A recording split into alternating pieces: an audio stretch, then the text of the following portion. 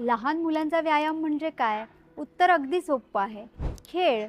Exercise करण्यासाठी मुलांना gym किंवा एखादा स्पोर्ट्स क्लास जॉइन केला पाहिजे असं काही नाही. खरं तर मुलांचा मुक्त खेळ असावा. जेव्हा मुलं एकत्र येऊन खेळ ठरवतात, त्याचे नियम बनवतात आणि खेळतात, तेव्हा फक्त शरीर नाही, तर त्यांचा मेंदू, कल्पकता, सोशल स्किल्स विकसित होतात.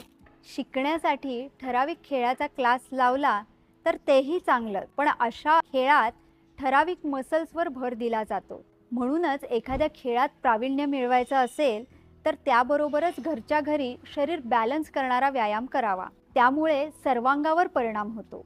त्यासाठी सूर्यनमस्कार उत्तम, त्याचा परिणाम सर्वांगावर होतो. पण त्याचबरोबरीने धावणं, उड्या मारणं, पळापळी, लपाछपी हे खेळही मुलांनी खेळलेच पाहिजेत. हा तर त्यांचा नॅचरल फिटनेस आहे आणि त्यांचा स्वभावही.